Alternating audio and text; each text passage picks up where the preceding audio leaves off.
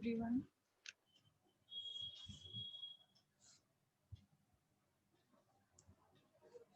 Students, can you hear me? Yes, ma'am.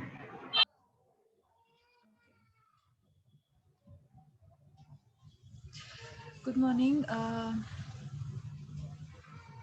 Few people are also joining. Let them join, and then we will start.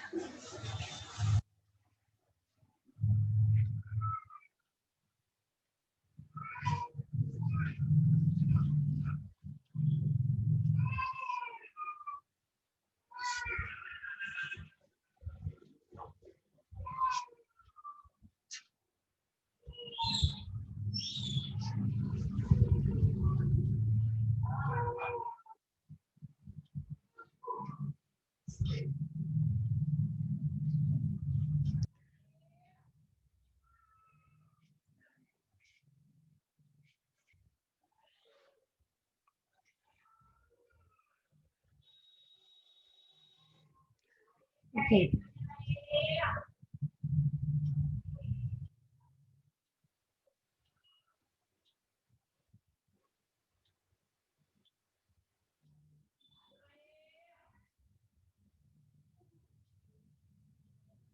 So, students, I am going to take your another subject also apart from COI. It will be economics for engineers. So this subject's class I'm going to take for the first time today. I hope everybody has joined. There are 5 more people. Today the class strength is good. Everybody is joining in time. That is very good.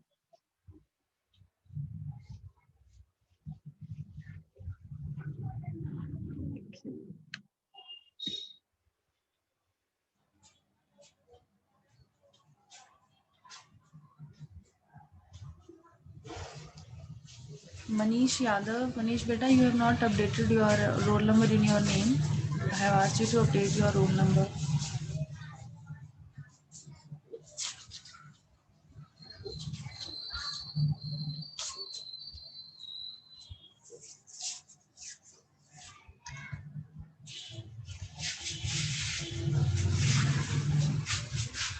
Manish cannot hear me, I think.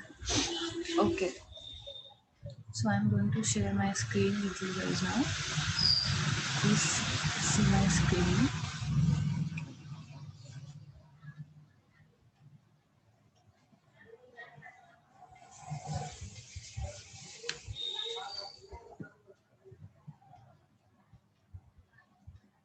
Can everybody see my screen now? सबको मेरी screen phone laptop की screen दिख रही है सबको मेरी? Yes, ma'am. Okay. So your subject is today's topic is this introduction of the subject, and the subject I'm going to start with you is economics for engineers.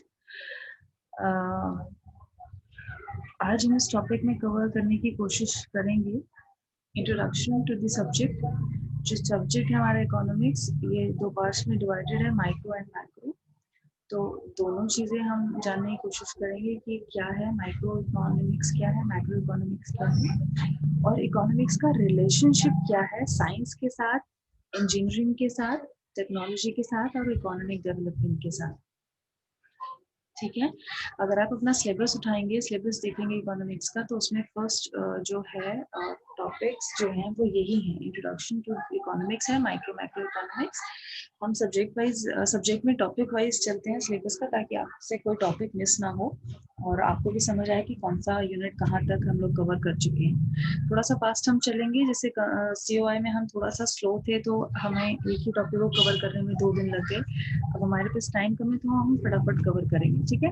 To give you the introduction, मैं आपको ये सब इतना detail में इसलिए बता रही हूँ so that you can understand from the base कि क्या है इकोनॉमिक्स, क्यों हम पढ़ रहे हैं. It is also a very important topic which should be covered. You guys being engineers, being computer engineers, आपको भी इकोनॉमिक्स की जरूरत क्यों पड़ रही है, ये भी हम इम्पोर्टेंस में इसमें पढ़ेंगे अभी, जो भी है relationship with engineering and technology. ठीक है. तो इकोनॉमिक्स हमें पढ़ने की ज़रूरत इसलिए पड़ रही है क्योंकि हमारी रियल लाइफ्स में जो भी हम लाइफ जी रहे हैं अभी, करंट लाइफ हमारी जो भी है, उसमें इकोनॉमिक्स हर जगह अप्लाई होती है. So we should be knowing about it so that we can manage things in a better way. We can also apply it in a routine life. जो हमारी रूटीन लाइफ है उसमें भी हम अप्लाई करें. अप्लाई हम तभी करें जब हमें आएगा. जैसे हम बोलते हैं साइंस हर जगह अप्लाई होती है, हमारी रियल लाइफ में साइंस अप्लाई होती है. तो जिसने साइंस पढ़ी ही नहीं है वो कहाँ से अप्लाई करेगा. इन द सेम फैशन जहाँ पर भी इकोनॉमिक्स की अगर हम बात कर रहे हैं तो इकोनॉमिक्स हर जगह अप्लाई इसलिए होती है क्योंकि इसका रूटीन लाइफ में इम्पोर्टेंस है और एप्लीकेशन है हमारा. क्योंकि हम as an Indian, as a human being, not just Indian, it is applicable to the entire world. हर कंट्री में, हर जगह, हर डिपार्टमेंट में इकोनॉमिक्स अप्लाई होता है क्योंकि सब जगह पर प्रोडक्शन होती है किसी ना किसी चीज़ की और सप्लाई होती है किसी ना किसी चीज़ की. फॉर एग्जाम्पल मतलब डिमांड्स हैं हर ह्यूमन बीइंग की. कुछ ना कुछ डिमांड्स रहती हैं हमारी, कुछ ना कुछ डिमांड्स रहती हैं, वांट्स रहती हैं, विशेस रहती हैं, राइट. तो वो वांट्स को पूरा करने के लिए क्या हर कोई अपनी सारी विशेस पूरी कर पाता है? हम नहीं कर पाते हैं. क्योंकि हमारी जो वांट्स हैं, हमारी जो विशेस हैं वो अनलिमिटेड होती हैं. हमें कुछ ना कुछ चाहिए रहता है. एक हमारी विश होती है जो हम कंप्लीट कर लेते हैं तो फिर हमारी वो विश चेंज हो जाती है. कुछ नई विश हमारी जनरेट हो जाती है कि अब हमें ये चाहिए, अब हमें ये चाहिए. तो हमें ये पता होना चाहिए कि कौन सी विश या कौन सी वांट हमारी जो है वो इम्पोर्टेंट है, पहले प्रायोरिटाइज करना आना चाहिए. ताकि हम, क्योंकि हमारे पास जो मीन्स हैं वो लिमिटेड है. मीन्स का मतलब जिनसे हम अपनी सारी विशेस पूरी कर सकते हैं वो कम है हमारे पास, और विशेस हमारे पास अनलिमिटेड है. So unlimited wishes are to be fulfilled with the limited or the scarce resources. ठीक है. तो इकोनॉमिक्स क्या हुआ? Let me add 3 more people. कोई ऐड क्यों नहीं हो रहा है?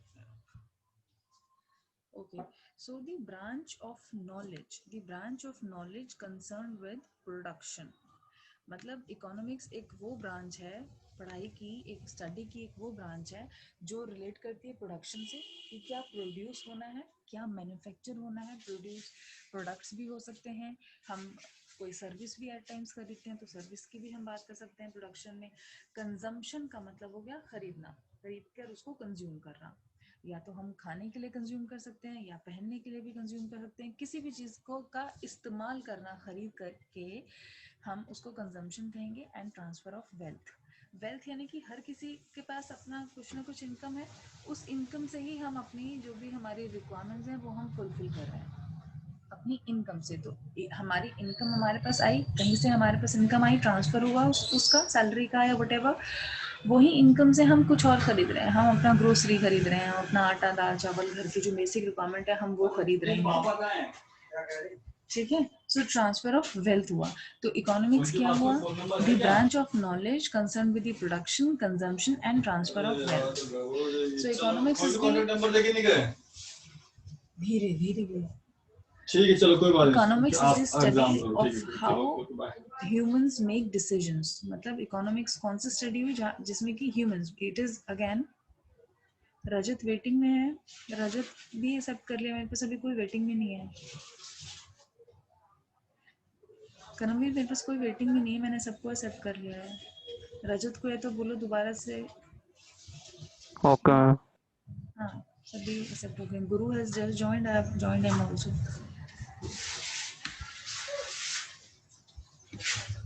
Okay, so we were on economics, that it is the study on how humans make decisions. So it is applicable on humans. We're not talking about anybody else. Humans कैसे decision ले रहे हैं उसकी study को हम economics कह रहे हैं. क्योंकि जैसे मैंने आपको बताया हमारे पास resources limited होंगे और हमारी wants unlimited होंगी. तो उन scarce, face of scarcity. Scarcity से क्या समझते हो आप लोग? Scarcity का मतलब होता है किसी चीज की कमी होना. ठीक है, मैंने नीचे समझाया स्कैर्सिटी क्या होता है इसी स्लाइड में. तो इकोनॉमिक्स वो स्टडी हो गई जिसमें कि ह्यूमन बींग्स को डिसाइड करना है, डिसीजन लेना है कि मेरे पास, फॉर एग्जांपल मैं हम अपनी पर्सनल लाइफ के बारे में समझते हैं. फॉर एग्जांपल मेरी सैलरी है 1 लाख रुपीज़, मुझे 1 लाख रुपया कमाने मिलता है. लेकिन मेरी जो विशेज़ है ना, मेरी वांट्स हैं वो 1.5 लाख रुपये से फुलफिल होंगी. मतलब जो मुझे इतना तो चाहिए अपने एक मंथ की उसमें कि मैं सैलरी से कंप्लीट नहीं कर पा रही हूँ वो चीज़, और शायद वांट्स मेरी और ज़्यादा हैं तो फुलफिल नहीं हो पाएंगी। तो क्या मैं सबसे पहले करूँगी कि कौन सी ऐसी चीज़ें होंगी जो कि मुझे पहले मेरी अपनी फुलफिल करनी पड़ेंगी।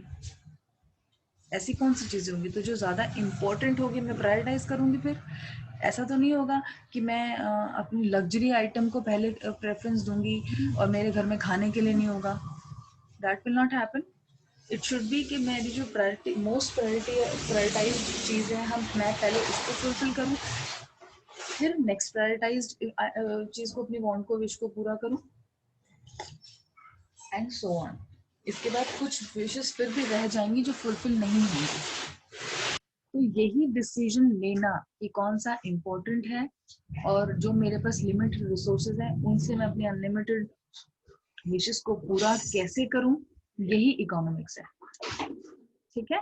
This can be individual decisions, family decisions, business decision and societal decision. तो ये कोई भी डिसीजन रिलेटेड टू मेरा अपना पर्सनल लाइफ से है तो इंडिविजुअल डिसीजन हो जाएगा। फैमिली से रिलेटेड कोई डिसीजन मुझे लेना है कि एट टाइम्स आपके पेरेंट्स डिसीजन लेते हैं ना कि अपने बच्चे को मुझे कौन से कॉलेज में पढ़ाना है, तो वो अपना रिसोर्स देख रहे हैं कि मेरे पास कितना पैसा है और मैं किस इंस्टीट्यूट को अफोर्ड कर सकता हूँ, तो कहाँ पर मेरा मेरा जो बच्चा है वो कहाँ पर पढ़ेगा। That is also an economical decision कि मेरे पास क्या क्या रिसोर्स है और मार्केट में क्या क्या प्रोडक्ट्स हैं। प्रोडक्ट्स यहाँ पर कौन से हो जाएंगे, कॉलेजेस हो जाएंगे कि वो कितना महंगा कौन सा कॉलेज है, कितना अच्छा कौन सा कॉलेज है, और मैं क्या क्या अपनी एजुकेशन अपनी बच्ची को दे सकता हूँ। That is what it is. ठीक है। So economics is applicable almost everywhere in all the human beings life. और अगर हम उसको एक कंट्री के लेवल पे पढ़ते हैं, एक इंडिविजुअल लेवल पे पढ़ रहे हैं हम, तो दैट इज माइक्रो इकोनॉमिक्स। अगर हम उसको एक पूरी कंट्री के लेवल पे पढ़ते हैं that becomes macro. Macro means broader, बड़ा। माइक्रो इज छोटा, जैसे वर्ड से ही पता है माइक्रो छोटा होता है, मैक्रो बड़ा होता है। तो micro economics is when we study about the country. India is an economy. India एक कंट्री जो है या कोई भी कंट्री इकोनॉमी भी होती है क्योंकि उसके डिसीजंस, जो गवर्नमेंट डिसीजन लेती है वो पूरी, सेंटर जो डिसीजन लेता है वो पूरी कंट्री के लिए लेता है। So that becomes macro economics. So the person who is in the center must be having the knowledge of economics, good knowledge of economics to run the country in an efficient manner. Run तो कोई भी कर सकता है, efficiently run करने के लिए the person should have that economics knowledge. That is why this subject becomes so important that you guys being into the other altogether other domain, you are also studying this because it is applicable in your personal life also. ठीक है। Scarcity जो मैंने बोला है कि scarce जो resources होते हैं हमारे, स्कैसिटी क्या होता है, scarcity means that the human wants for goods and services and resources exceed what is available. यानी कि हमारे पास इतनी वांट्स हैं जितने की सप्लाई नहीं है उस प्रोडक्ट की या उस किसी भी चीज की, उससे ज्यादा हमारी वांट्स होती है। तो स्कैसिटी का मतलब ये होता है कि लिमिटेड रिसोर्सेज हैं जिनसे हम खरीद भी सकते हैं, या एट टाइम ऐसा होता है कि हमारे पास पैसा भी होता है बट मार्केट में वो चीज नहीं है तो आप कैसे लेंगे। तो स्कैसिटी रिसोर्सेज की भी हो सकती है, स्कैसिटी सप्लाई की भी हो सकती है। ठीक है। So the study that attempts to find out ways through which scarce resources can be used in the best possible way. Scarce resources को आप unlimited नहीं कर सकते, इसलिए आपको best possible manner में ये देखना है कि कहाँ पर आप use कर पा रहे हैं best possible manner में। ठीक है। अभी आपको समझ आया अगर मैं बोलूँ कि what is economics, तो आप बता पाओगे economics is the study where humans make the decisions या human decides what is to be procured या what is to be consumed through the scarce resources. ठीक है। Moving on to the next slide. किसी को कुछ question है तो मुझे बताओ, इकोनॉमिक्स में कुछ समझ में नहीं आ रहा है या कुछ आपके दिमाग, अदरवाइज कुछ दिमाग में आ रहा है कि ऐसा क्या क्यों होता है वैसा क्यों होता है, काइंड ऑफ जो आप लोग जनरली पूछते हैं तो वो भी आप मुझसे पूछ सकते हैं। ठीक है। ओके। तो जैसे मैंने आपको बताया माइक्रो एंड मैक्रो का, micro economics versus macro economics, ये बहुत बड़ा, अगर हम इसको डिस्कस करें कि माइक्रो इकोनॉमिक्स क्या है, मैक्रो इकोनॉमिक्स क्या है, तो ये डिस्कशन के लिए बहुत बड़ा एक डिस्कशन का टॉपिक बन सकता है। But just to get the overview, because आपको ये कोई बहुत मतलब micro economics versus macro economics, I don't think कि कोई बहुत बड़ा इतना टॉपिक होगा कि आपके पास ये एक क्वेश्चन बहुत बड़ा आएगा। It will be like can be part of your question. And आप ये micro economics versus micro economics समझा सकते हो जब आपका कुछ भी इंट्रोडक्शन टू इकोनॉमिक्स का कोई क्वेश्चन आता है कुछ, तो this topic can be part of your answer, but this can not be the entire question in your syllabus.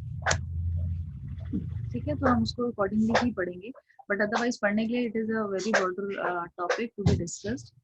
मैंने फिर भी कुछ ना कुछ आपके लिए इसमें टॉपिक वाइज माइक्रो इकोनॉमिक्स के बारे में भी कुछ लिख दिया है स्लाइड्स में, और ये भी मैं आपको प्रेजेंटेशन शेयर कर दूंगी। तो micro economics is the study of the individual. जैसे मैंने आपको बताया कि इंडिविजुअल लेवल पे अगर हम इकोनॉमिक्स को अप्लाई करने की कोशिश करें, इकोनॉमिक्स में आपको ऑलरेडी बता चुकी हूँ क्या है, अगर हम उसको इंडिविजुअल लेवल पे या किसी बिजनेस डिसीजन के लिए कर रहे हैं, मतलब इंडिविजुअल लेवल पे करें, that is micro economics, but it is if it is applicable on a larger scale, maybe decisions for the countries or anything like that, then it is macroeconomics. यही basic, इसमें जो basic difference है वो यही है कि micro is at the small level at the individual level and macro is at the country level, or it is at a broader level. While these two branches of economics appear to be different, they are actually independent and complement one another. यानी कि एक दूसरे पर dependent तो of course है ही, क्योंकि अगर हम एक सपोज करिए कि somebody is texting me, some student,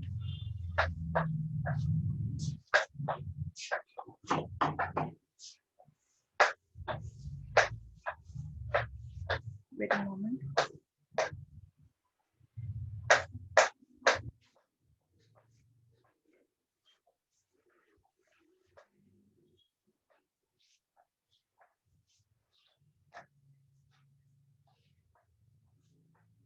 Shivam, मैं आपको जो सिलेबस मेरे पास है, एक डॉक्यूमेंट है, उसमें आई थिंक सभी सेमेस्टर्स का सिलेबस है, कुछ ऐसा है। I will give it to you, आप उसमें सर्च कर लीजिएगा अगर आपको अपने सब्जेक्ट्स पता है तो। ठीक है शिवम, जो आप टेक्स्ट कर रहे हैं मुझे, मैं उसके बेस पर आपको ये बोल रही हूँ। और मैं आपको ना अपना एक यूट्यूब चैनल का भी लिंक भेज दूंगी। ये जो टॉपिक्स हैं, ये सारे टॉपिक्स मैं वहां पर अपलोड कर दूंगी, तो आप देख लीजिएगा। ठीक है, इन एनी केस किसी ने क्लास मिस कर दी है या कुछ भी है तो वो क्लास वहां पर अटेंड कर सकते हैं, आप देख लीजिएगा उसको। ठीक है, so while these two branches of economics appear to be different, they are actually interdependent, यानी कि दूसरे के ऊपर डिपेंडेंट तो करती हैं, एंड कॉम्प्लीमेंट कीजिएगा, मतलब जो चीजें माइक्रो में अप्लाई हो रही हैं वो मैक्रो में भी अप्लाई होती हैं बहुत हद तक, बस थोड़ा सा एक लेवल ब्रॉड हो जाता है। Micro economics was several principles, ये जो प्रिंसिपल्स नीचे दिखा रखे हैं, demand, supply, production, cost of production, labour economics, ये सब माइक्रो इकोनॉमिक्स के प्रिंसिपल हैं। लेकिन सिर्फ यही नहीं है, इसके अलावा भी बहुत सारे हो सकते हैं, बट ये तो बहुत इंपॉर्टेंट मेनली हैं ही ये वाले प्रिंसिपल जो माइक्रो इकोनॉमिक्स में एप्लीकेबल होते हैं, जैसे कि डिमांड, सप्लाई एंड इक्विलिब्रियम। अगर मैं मार्केट की बात करती हूँ, प्राइसेस आर डिटरमाइंड बाय, मतलब सपोज करो कि एक मर्सिडीज है या एक प्रोडक्ट है, कोई भी प्रोडक्ट है, सपोज गेहूं ही हम ले लेते हैं, चावल, आटा हम लेते हैं, that is the basic requirement, सबकी बेसिक रिक्वायरमेंट है, वो चाहे गरीब हो चाहे अमीर हो, उसको चाहिए। वो कितने रुपए किलो बिकेगा, उसका प्राइस कैसे मार्केट में कैसे डिनोट होता है, कैसे आता है मार्केट में वो प्राइस की, ऑल ओवर द कंट्री वो ऑलमोस्ट सेम हो जाता है, थोड़ा बहुत ऊपर नीचे प्राइस रहता है ट्रांसपोर्टेशन की वजह से, कि कहीं पर ट्रांसपोर्ट के लिए उसको थोड़ा ज्यादा स्पेंड करना पड़ रहा है, पैसा तो वहां ज्यादा हो जाता है, बट अल्टीमेटली ऐसा तो नहीं है कि कहीं पर चावल का भाव 20 रुपए है और कहीं पर 2000 रुपए किलो है, ऐसा तो नहीं है ना, ऑलमोस्ट मोर और लेस सेम ही रहता है। This is the economical product जो मोस्ट इकोनॉमिकल प्राइस में बिकना चाहिए। तो ये प्राइस कौन डिसाइड करता है, कैसे डिसाइड होता है? Prices are determined by the theory of supply and demand. हमारी एक थ्योरी होती है इकोनॉमिक्स में बहुत important, supply and demand. Demand किसी चीज की कितनी ज्यादा है और सप्लाई किसी चीज की कितनी है, मतलब हमारे पास गेहूं पूरे इंडिया में सप्लाई करने के लिए कितने टन्स एंड टन्स ऑफ होते होंगे, राइट? और कितना डिमांड है, लोग उस कितना कंज्यूम करने के लिए लोग कितने हैं, तो सप्लाई और डिमांड से डिटरमाइन होती है ये प्राइसेस कि वो प्रोडक्ट पर्टिकुलरली मार्केट में कितने का बिकेगा। ठीक है, prices are determined by theory of supply and demand. मैं आपको एक कर्व के फॉर्म में भी समझाऊंगी आगे जाके, it can be a bigger topic, it is very important topic, demand, supply, price, ये सब कैसे होता है वो मैं आपको कर्व के थ्रू भी बताऊंगी। व्हाट इज इक्विलिब्रियम, मैं वो भी आपको बताती हूँ। इक्विलिब्रियम इज द सिचुएशन जहां पे मार्केट में जितना भी डिमांड है किसी प्रोडक्ट का, उतनी ही सप्लाई हो, जब वो बिल्कुल बराबर हो जाती है तब उसको बोलते हैं हम इक्विलिब्रियम, जहाँ पर सप्लाई एंड डिमांड बराबर हो जाती है। फॉर एग्जाम्पल जितना लोगों को आटे की जरूरत है, सपोज एक साल में एक कंट्री में, हमारी कंट्री की बात करें या स्टेट की मैं बात करूं सपोज, या एक शहर की भी बात करूं, तो जितना भी डिमांड है, यानी कि जितना भी लोगों को खाने के लिए चाहिए आटा, उतना ही मार्केट में एग्जैक्टली अवेलेबल है। तो हर किसी को मिल जा रहा है, अपनी पूरी रिक्वायरमेंट्स, सबकी डिमांड भी फुलफिल हो रही है और सप्लाई उतनी ही है, का मतलब जो जो बेच रहे हैं उनके पास भी वेस्ट नहीं हुआ प्रोडक्ट, बिक भी, वो भी खुश है और हम भी खुश हैं, यानी कि डिमांड जो कर रहे हैं वो लोगों को भी प्रॉपर मिल पा रहा है, जो सप्लाई कर रहे हैं उनका भी प्रॉपर टाइम से और सही तरीके से बिक पा रहा है। कुछ एक्स्ट्रा नहीं है कि वो उसके लिए कंसर्न दिखाएं कि मैं इसको स्टोर कहाँ पे करूंगा, या बिकेगा नहीं बिकेगा, या लॉस में ना हो जाए, या कुछ ऐसा है। ठीक है, इक्विलिब्रियम वो चीज होगी जहाँ पर दोनों चीजें बराबर हो। कई बार ऐसा भी होता है मार्केट में इतना इतना चीज सप्लाई में पड़ा होता है, बट लोग डिमांड ही नहीं करते उस प्राइस पे। जैसे बहुत सारे महंगे प्रोडक्ट्स आपने देखे होंगे, बाद में वो सेल में निकालते हैं ना कि इतने पर सेल है, इतने पर सेल है, आप आकर ले लो। तो वही सेम प्रोडक्ट को सस्ते में बेचकर कैसे प्रॉफिट कमा पाते हैं, क्योंकि उन्होंने शुरू की जो प्रोडक्ट्स थे वो इतना प्रॉफिट उसमें कमा लिया है कि जो बचे हुए प्रोडक्ट्स हैं उनका भी प्रॉफिट तो वो कमा चुके हैं, तो वो कम में भी बेचेंगे तो कुछ ना कुछ प्रॉफिट उनको जरूर हो जाएगा। इसलिए वो लोग सेल पे 50% ऑफ, 60% ऑफ, कई बार आप देखेंगे 80% ऑफ तक पे भी निकाल देते हैं वो लोग प्रोडक्ट। सेम सेम ही प्रोडक्ट होते हैं बट वो निकाल देते हैं, क्योंकि उनको अब उसको रखने की कॉस्ट आएगी। अगर उसको रख नहीं बेचेंगे, संभाल के रखना पड़ेगा, तो संभाल के कहाँ रखेंगे, स्टोरेज का भी कॉस्ट होता है। तो वो इससे अच्छा होता है कि वो सस्ते में निकाल के प्रोडक्ट को खत्म कर देते हैं। ठीक है, अंडर दिस थ्योरी, थ्योरी का मतलब ये सप्लाई और डिमांड वाली जो थ्योरी है, इसमें क्या होता है, suppliers offer the same price demanded by the consumer in a perfectly competitive market. यानी कि जितना डिमांड कर रहे हैं कस्टमर, वो उसको भी देखते हैं कि डिमांड ज्यादा आ रहा है, कम आ रहा है, कोई खरीदने में इंटरेस्टेड है नहीं है, उसके बेस पर। कई बार आप देखेंगे कुछ जो लग्जरी प्रोडक्ट होते हैं उसमें वो डिमांड के ऊपर इतना नहीं जाते। एक रोल्स रॉयस बिकती है, हमें पता है this is the most luxury car, हर कोई चाहकर भी नहीं खरीद सकता। पैसा है तो भी रोल्स रॉयस नहीं खरीद सकते आप, अगर आपके पास सिर्फ पैसा ही है तो भी नहीं खरीद सकते आप। प्रोडक्ट बनता ही डिमांड के बाद है, वहां पर अप्लाई नहीं होता, दोस बिकम्स एक्सेप्शनल थिंग्स। वो ये नहीं देखता कि मार्केट में कितने लोगों को रोल्स रॉयस चाहिए, डिपेंड करता है कि पर्सन का स्टेटस भी होना चाहिए, not just the price, you should be able to avail. अगर कोई आदमी बिल्कुल अनपढ़ गवारा है, he doesn't know how to handle a Rolls Royce, या उनकी एक प्रेस्टीज को वो फॉलो नहीं कर पाएगा, तो वो बेचते ही नहीं है ऐसे कंज्यूमर्स को, इवन इफ वो कितना भी प्राइस देने के लिए भी रेडी हो जाए।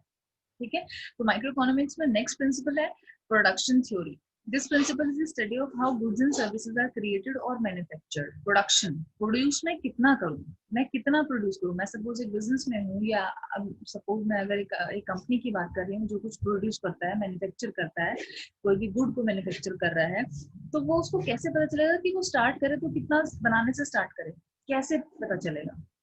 So this theory, production theory, tells him this principle is the study of how goods and services are created or manufactured. कैसे कैसे बनेंगे, कितना बनेंगे, क्या कॉस्ट आएगा, और टारगेट कस्टमर को फिर उन्होंने मार्केट में ये भी स्टडी करना पड़ेगा कि जिस कस्टमर को वो प्रोडक्ट बना रहे हैं बेचने के लिए, वो अप्रॉक्स कितने कस्टमर्स हैं, उनमें से इंटरेस्टेड कितने होंगे। मे बी वो कुछ सर्वे कर सकते हैं उससे पहले कि अगर आपको कोई ऐसा प्रोडक्ट मिले तो क्या आप इंटरेस्टेड होगे ज्वाइन कर लेने में, या वट एवर।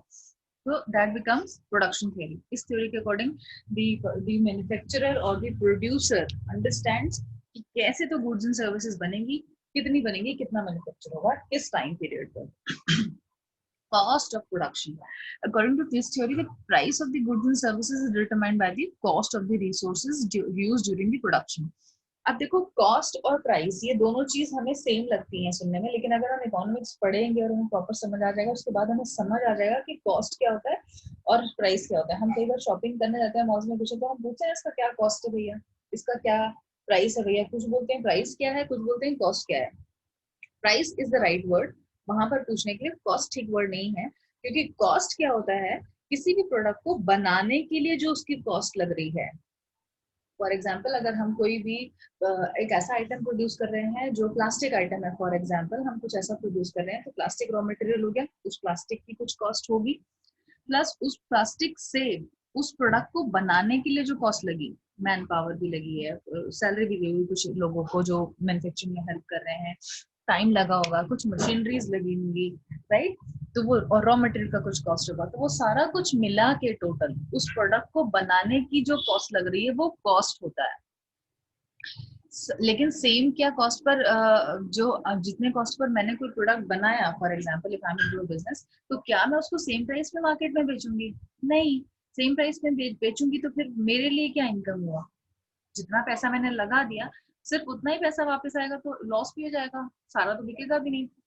तो कॉस्ट होता है मेरा बनाने का कॉस्ट, प्राइस होता है जिस प्राइस पे मैं बेचूंगी। फॉर एग्जांपल मेरा कोई प्रोडक्ट मैंने बनाया, वो 10 रुपए का मुझे पड़ा है एक प्रोडक्ट, तो मैं उसको मार्केट में 12-15 अपना जिस हिसाब से भी मार्जिन होगा 10% 20% जो भी मैं रख रही हूँ ये सोच के, या फिर मैंने अगर कोई सर्वे किया है और मुझे लगता है कि लोग मार्केट में इस प्रोडक्ट को 20 रुपए में भी खरीद लेंगे तो डबल मेरा प्रॉफिट हो गया, 10 रुपए की जगह 20 रुपए पे भी अगर बेच पाई तो उसको 20 में बेचूंगी। तो प्राइस जो जो मैंने जिस प्रोडक्ट को, सेम प्रोडक्ट को जिसकी कॉस्ट कुछ थी, उसको मैंने मार्केट पे किसी और अमाउंट पर बेचा, जिस पर बेच रही हूँ मार्केट में, दैट बिकम्स प्राइस। यानी कि cost plus revenue is equal to price. ठीक है, कि जो मेरा मैन्युफैक्चरिंग कॉस्ट लगा वो प्लस मैंने जितना भी अपना रेवेन्यू रखा है, मार्जिन रखा है, प्रॉफिट रखा है, रेवेन्यू इज प्रॉफिट, वो दोनों को ऐड करने के बाद मार्केट का जो प्राइस होता है वो होता है। तो प्रोडक्ट प्राइस पर बिकता है, प्रोडक्ट कॉस्ट पे नहीं बिकता है, कॉस्ट पर मैन्युफैक्चर होता है, प्राइस पर बिकता है। ठीक है, समझ आ गया? कोई क्वेश्चन किसी को? Labour economy, okay, labour economics next is labour economics, जो माइक्रो इकोनॉमिक्स में हम करें। This principle looks at the workers and employers, मतलब कि हम कितने मतलब मार्केट प्राइस पे हमें कोई लेबर मिल जाएगा काम करने के लिए, या कोई एम्प्लॉय भी मिल जाएगा। अगर कोई किसी को हम हायर करते, तो कोई कंपनी किसी भी पर्सन को हायर करती है तो उसका एक कॉस्ट भी कंपनी डिसाइड हो जाता है ना, सीटीसी कितना सीटीसी इस पर्टिकुलर पोजीशन का। भी आपको दूसरे मार्केट में जाएंगे, आपको you will apply for certain job और समथिंग, तो फ्रेशर्स के लिए एक वो एक जेडी के साथ एक सीटीसी भी आपको रखेंगे, ठीक है, इतनी कॉस्ट हमें चाहिए। मे बी हम 10 लाख रुपए का एक पर्सन हायर करना चाहते हैं एनुअल प्राइस पे, या 5 लाख का करना चाहते हैं, 2 लाख का करना चाहते हैं, व्हाटएवर। तो वो particular price at which the workers और the employees will be available will be their cost, labour cost, ठीक है, या फिर employ cost. This particular labor economics will tell you that this principle looks at the workers and employers and tries to understand the pattern of wages या salaries, employment, income जो भी है employees का, उसको देखती है लेबर इकोनॉमिक्स। ठीक है, तो ये भी हमें बहुत इंपॉर्टेंट फैक्टर है स्टडी करने के लिए। अगर आपको बिजनेस कर रहे हैं तो आपको इकोनॉमिक्स इसलिए भी पढ़ने की जरूरत है क्योंकि आपको प्रोडक्शन वहां पर थ्योरी अप्लाई करना है, जो आपको किसी और सब्जेक्ट में मिलेगा ही नहीं, वो इकोनॉमिक्स में मिलेगा। डिमांड सप्लाई है, इक्विलिब्रियम आपको कैलकुलेट करना है, कॉस्ट किसी प्रोडक्ट का कैलकुलेट करना है, आपको प्रॉफिट अपना देखना है कितना करना है, प्राइस किस प्राइस पर बेचोगे, सप्लाई कितनी कर पाओगे, डिमांड मार्केट में है नहीं है, कितनी है, कंज्यूमर सरप्लस क्या है, या अपने एम्प्लॉइज को आप रख रहे हो तो किस कॉस्ट पे रखोगे, आपके लिए बेनिफिट है कि नहीं। ऐसा तो नहीं आपने हायर प्राइस पे कोई पर्सन रख लिया। तो वेजेस और सैलरीज, वेजेस सैलरीज दो डिफरेंट चीजें होती है। वेजेस का मतलब, वेजेस हम वर्कर्स को देते हैं जो डेली बेसिस पर देते हैं, डेली बेसिस पर, जिन्हें हम दिहाड़ी भी बोलते हैं। तो जो वर्कर, जो लो लेवल लोग होते हैं, वो दिहाड़ी पर काम करते हैं, शाम को उनको पैसे वापस, वो एक 30 दिन का आपका वेट नहीं करते हैं सैलरी के लिए, उन्हें रोज का पैसे चाहिए होते हैं क्योंकि वो बहुत कम पैसे अर्न करते हैं। ठीक है, वैसे आज के टाइम में अगर हम देखा जाए तो वेजेस जो है किसी भी इंडस्ट्री में अब सब बंद ही हो गया है, it is only salary based. कोई वर्कर्स भी हैं वो लो लेवल पर भी काम अगर कर रहे हैं, तो मिनिमम दिल्ली का जो मिनिमम स्लैब है वो अभी आई थिंक 15,000 16,000 के करीब है। उससे कम में कोई भी आदमी को हम रख ही नहीं सकते, चाहे वो बिल्कुल अनपढ़ ही क्यों नहीं हो। कोई हेल्पर भी होगा, कोई ड्राइवर भी होगा, इस लेवल पे भी अगर आप रख रहे हो तो उसको भी कम से कम इतनी सैलरी तो देनी पड़ेगी, जो कि रोज का 500 रुपए से ऊपर चला जाता है, सीटीसी मिला के, सब कुछ मिला के। तो उन सबको भी सैलरीज ही दिया जाता है। बट कुछ लोग फिर भी फैक्ट्रीज में अभी भी ऐसा चला रहे हैं कि वो वेजेस पर ही काम कराते हैं, लोगों को दिहाड़ी पर काम कराते हैं, बुलाते हैं सुबह से शाम काम कराया कि ठीक है तुझे 200 रुपया देंगे, 300 रुपया देंगे, वोटेवर देंगे और चले जाएंगे। तो वो इलीगल है बट हो रहा है, और लोग भी कर लेते हैं क्योंकि उनके पास नौकरी की कमी है, तो वो भी सोचते हैं ठीक है हम लोग कर लेते हैं, जब बुलाएंगे तब आ जाएंगे, काइंड ऑफ। एंड एम्प्लॉइज को सैलरीज बेसिस पर मिलता है। सैलरीज का मतलब ऑन मंथली बेसिस, एक मंथ में एक बार सैलरी मिलेगी उनके अकाउंट में। ठीक है, income is the same thing. अब macro economics on the other hand क्या होता है? Micro economics on the other hand studies the behaviour of the country. अब मैं पूरे इंडिया की अगर बात कर रही हूँ, पूरे इंडिया में एक डिमांड की बात कर रही हूँ या पूरे इंडिया में एक सप्लाई की बात कर रही हूँ किसी भी प्रोडक्ट की, तो वो बिकम्स मैक्रो इकोनॉमिक्स, ठीक है। And how its policies affect the economy as a whole. तो कोई भी गवर्नमेंट जो पावर में है, उसको कोई भी डिसीजन अगर लेना है तो बहुत ही कॉशियसली और बहुत ही इंटेलेक्चुअली इंटेलिजेंटली ये डिसीजन लेना चाहिए, क्योंकि पूरी कंट्री को वो अफेक्ट करने वाला है। किस कंट्री को कौन से स्टेट पे क्या डिसीजन लेना चाहिए, ये भी गवर्नमेंट की स्मार्टनेस होनी चाहिए कि वो देखे। ऐसा नहीं है कि वो कोई पॉलिसी बना दे जो दिल्ली के लिए सेम हो, मे बी किसी ऐसी स्टेट के लिए, सपोज बिहार है जो थोड़ा अंडर डेवलप स्टेट्स में आता है हमारे पास, या यूपी है, या उधर की east side Assam and all states हैं, उनके लिए सेम पॉलिसीज बना दे। वो बनाएगा तो ये हमारे फुलिशनेस होगी हमारी गवर्नमेंट की ही। तो हर बिहेवियर को कंट्री के, हर जगह के कल्चर को प्रॉपर, या उस पर्टिकुलर जगह की रिक्वायरमेंट को समझ के स्टडी करने के बाद ही कोई भी गवर्नमेंट कोई भी डिसीजन ले, कोई भी पॉलिसी बनाए, अदरवाइज वो उतना हेल्पफुल नहीं होती है, ठीक है। सो मैक्रो इकोनॉमिक्स की अगर मैं बात करूं, so macro economics studies the behaviour of the country. Country का कैसा बिहेवियर है, किस पर्टिकुलर चीज के लिए कहाँ पर क्या इम्पैक्ट करेगा पूरी कंट्री को as a whole, and it analyzes the entire industries and economies rather than individual। कि एक कंट्री में किसी एक कंपनी के बारे में बात नहीं कर रहे हैं, हम किसी एक इंडिविजुअल के बारे में बात नहीं कर रहे हैं, हम पूरी कंट्री के लेवल पे जितने भी बिजनेसमैन हैं, जितने भी इंडस्ट्रियलिस्ट हैं, जितनी भी कंपनीज हैं, जो भी प्रोडक्शन हो रहा है, कंट्री लेवल पे बात जब हम कर रहे हैं, दैट बिकम्स मैक्रो इकोनॉमिक्स, ठीक है। Although Ambani, for example, Mukesh Ambani is a very big person, but अगर हम मैक्रो इकोनॉमिक्स की बात कर रहे हैं, we are not only talking about one person, no matter how big a person is, we will talk about the country only, पूरी country में। तो सिर्फ अंबानी नहीं है, there are so many small industrialists also, there are so many people who are working at a low wage also, हम daily Vaser की भी बात करेंगे उसमें, तो सबके लिए हमें सोचना है, that becomes मैक्रो इकोनॉमिक्स, ठीक है। Which is why it's a top-down approach. It tries to answer the question like what should be the rate of inflation or what stipulates economic growth. जब मैं economic growth की बात कर रही हूँ macro economics में, तो मैं इंडिया की ग्रोथ की बात कर रही हूँ, मैं किसी एक इंडिविजुअल की ग्रोथ की बात नहीं कर रही हूँ। मतलब whenever a government talks about the economic growth कि हमारी इकोनॉमी ग्रो कर रही है, हमारी इकोनॉमी ग्रो कर रही है, सिर्फ बोलने से नहीं होगा कि इकोनॉमी ग्रो कर रही है। कितने लोग तो हैं मार्केट में जिन्हें जॉब्स नहीं मिल रहे हैं, कितने लोग तो हैं मार्केट में जिन्हें खाना ही नहीं मिल रहा है। मार्केट मतलब हमारी कंट्री में इतने लोग हैं जिन्हें खाना ही नहीं मिलता, मतलब they can not afford 2 meals a day. तो कहाँ से कोई भी गवर्नमेंट ये कह सकती है कि हम इकोनॉमिक ग्रो कर रहे हैं इकोनॉमी के हिसाब से? No we are not. हम बेसिक रिक्वायरमेंट ही नहीं दे पा रहे हैं लोगों को, लोग भूख से मर रहे हैं। Can we believe that? So how can we say, how can you be a good economist if in the same economy when we are saying that every individual is important और पूरी कंट्री में हर किसी को हर तरीके से हम consider करने की कोशिश करेंगे, हर इंसान को, हर इंडिविजुअल को, और पूरी कंट्री लेवल पे हम बात कर रहे हैं, और वहीं पर हमारे पास बिग अमाउंट और big number of people are dying of hunger और विद द फियर कि उनको नहीं मिलेगा खाना, उनके बच्चों को खाना नहीं मिलेगा, या उनको रहने के लिए घर नहीं है, या कुछ भी ऐसी चीज, ठीक है। Rate of inflation, rate of inflation जो होता है वो रेट ऑफ इन्फ्लेशन किसी एक पर्टिकुलर कंपनी में नहीं होता या एक इंडिविजुअल के लिए नहीं होता, वो सबके लिए होता है। अगर महंगाई बढ़ रही है तो सबके लिए बढ़ती है ना, पेट्रोल के प्राइस हैं वो सबके लिए ऑल ओवर द इंडिया बढ़ जाते हैं। थोड़ा बहुत अप डाउन रहता है स्टेट की वजह से, क्योंकि स्टेट के जो अपने इंटरनल टैक्सेस होते हैं उसके वजह से थोड़ा बहुत कम ज्यादा होता है रेट, बट जब बढ़ते हैं तो पूरी कंट्री के लिए बढ़ते हैं, जब कम होते हैं तो पूरी कंट्री के लिए कम होते हैं। उसके बाद स्टेट अपना उसमें टैक्स ऊपर नीचे करके ज्यादा कम करके बढ़ाए तो वो थोड़ा बहुत ऊपर नीचे होता है स्टेट का। जैसे दिल्ली और हरियाणा की अगर आप बात करें तो कुछ पैसे का फर्क होता है पर लीटर पे, या 1 रुपए का फर्क ज्यादा से ज्यादा होगा, बट अगर बढ़ा है तो बढ़ेगा ही ऑल ओवर द कंट्री। तो that becomes inflation. Inflation is basically, inflation क्या होता है?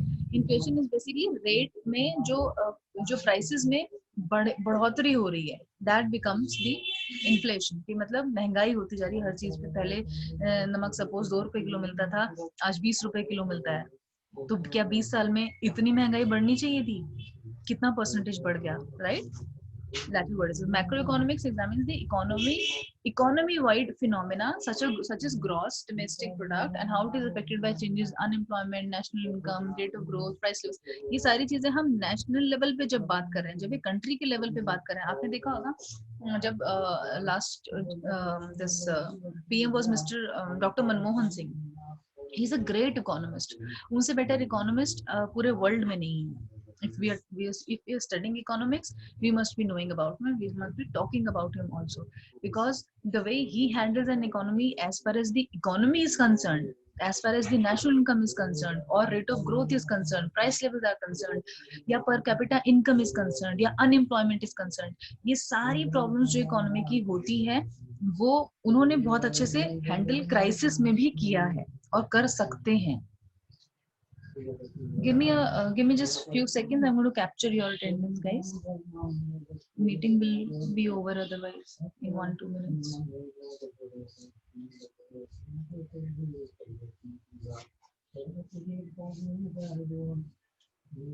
थर्टी 40 मिनट्स के सेशन में हम लोग बहुत ज्यादा कुछ कवर तो नहीं कर पाए हैं, बट किसी को कुछ क्वेश्चंस हैं तो मुझे बताइए. I think meeting over auto over नहीं हो जाए. तो आपको माइक्रो और मैक्रो में समझ आ गया. अभी हमने माइक्रो इकोनॉमिक्स आज कवर कर लिया कि what is economics. Economics basically is the study of the human behaviour, कि वो कब कहाँ पर किस प्राइस पे उनको पता होना चाहिए कौन सी चीज खरीदनी है, डिमांड कब करनी है.